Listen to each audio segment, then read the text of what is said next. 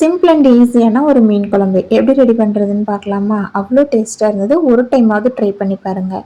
அதுக்கு ஒரு மிக்ஸி ஜாரில் 2 தக்காளி, அது கூடவே மஞ்சத்தூள், மிளகாய்த்தூள், மல்லித்தூள் சேர்த்து நல்லா நைஸாக அரைச்சிக்கலாம். இப்போ அடுப்பில் கடாய் வச்சுட்டு தேவையான அளவு நான் கடலெண்ணெய் விட்டுக்கிறேன். உங்களுக்கு நல்லெண்ணெயோ தேங்காய்ண்ணெயோ வேணும்னா நீங்கள் விட்டுக்கலாம். இப்போ அது கூடவே கடுகு, கொஞ்சமாக வெந்தயம் சேர்த்து நல்லா பொரிஞ்சதுக்கப்புறம் தட்டி வச்சுருந்த வெங்காயமும் பூண்டும் சேர்த்து நல்லா வதக்கிட்டு அது கூடயே கருவேப்பிலையும் சேர்த்து வதக்கிட்டு வெங்காயம் நல்லா வதங்கி வந்ததுக்கப்புறம் நம்ம அரைச்சி வச்சுருந்த பேஸ்ட்டை சேர்த்து நல்லா பச்சை வாசனை போகிற அளவுக்கு நல்லா வதக்கி எடுத்துக்கலாம்.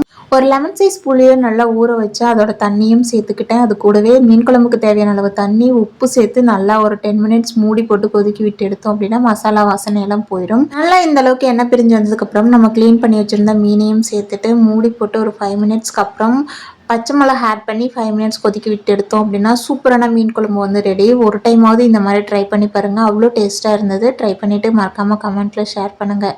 இதே மாதிரி நாளைக்கு இன்னொரு வீடியோவில் பார்க்கலாம். அது வரைக்கும் பாய்.